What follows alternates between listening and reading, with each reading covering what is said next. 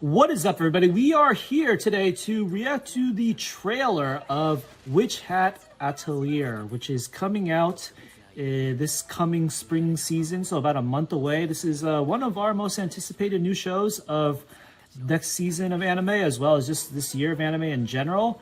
Even though I know very little about it, it's just kind of based on hearsay, people kind of, what's the word, acclaiming the source material manga. And I've seen some visuals or some clips of teasers and stuff, and the adaptation here just looks really good production value wise. So obviously we know it's about, you know, like a magic world as well, just based off the title.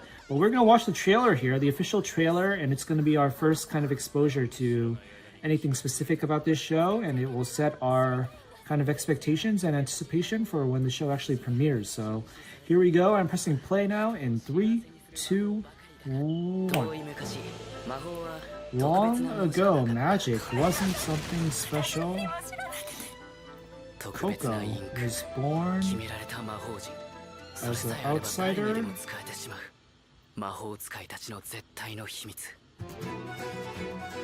Oh, this is going really fast. I'm like trying to soak in the visuals and the dialogue.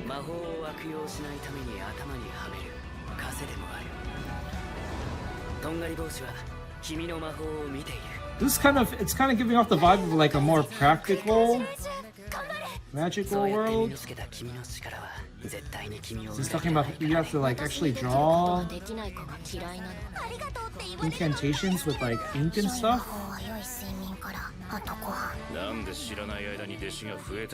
And I don't know why, but the pointy dunce caps or whatever, birthday caps, make it kind of feel more grounded maybe. This kind of seems like it has a focus on like the learning of it all.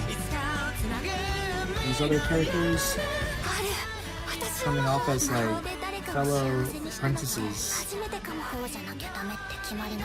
But at the same time, look at all these crazy dynamic shots and scenarios, like dragons and stuff. Some kind of military force, of course.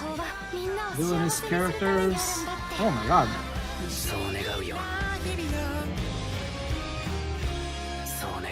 Wow, I was supposed to be like, when I went into it, I saw the timestamps like 2+ minutes, and I guess 2 minutes isn't that long, but I felt like this just felt like 30 seconds, and that was it.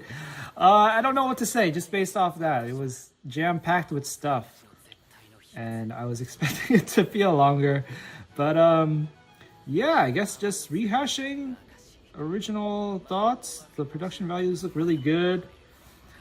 The art style is cool. I think it's fitting. Although this guy with a beard, he's got that syndrome of just looking like a very young Asian guy. And I tried to put a beard on him to make him look like older and more gruff, but it's not really working. And then we got the Gojo lookalike. His voice was catching my ear because I felt like it's a familiar voice actor. Yeah, this is gonna be interesting.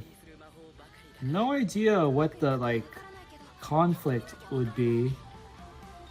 Like I said, I saw the dragon, maybe dragons plural, the military force, maybe some political intrigue stuff, diplomacy, I don't know, but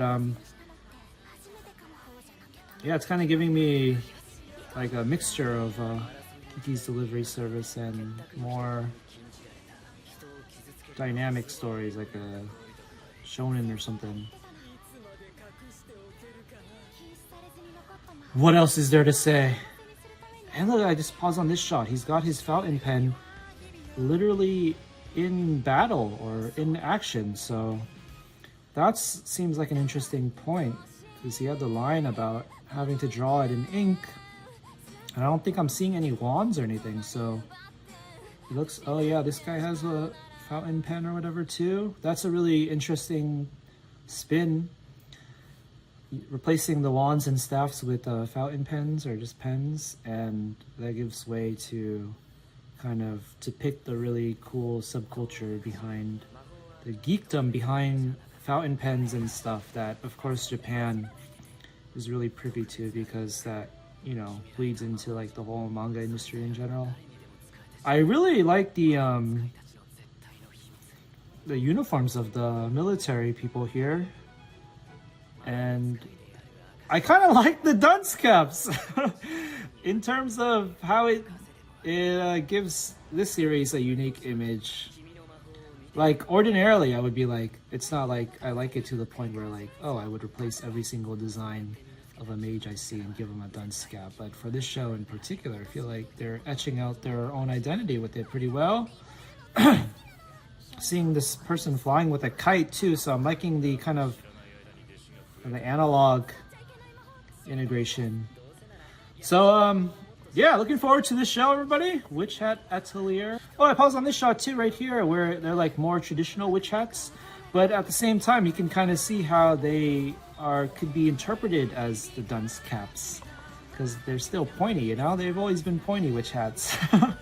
So that would be a good thing for them to do. Be like, oh, we took dunce caps, but we integrated into witch culture because of the pointiness. Maybe you have to graduate into being a grand witch or whatever to get the actual conventional looking witch hat with the brims and stuff. Everybody else is a dunce until then. That's my crackpot theory that we'll have before we actually start the show. All right, if you're let me know if you're excited for this show as well. If you've read the source material, I guess, let me know your thoughts on it without being without spoiling anything, of course, please. But this is looking hype, and we will be back in about a month to check out the premiere, and we'll see. I think we're pretty confidently planning on following the whole season all the way, but we'll see based off the first episode. So that was Witch Hat Atelier official trailer. Until next time with the official show, everybody. Until then, I'm signing off. Peace out.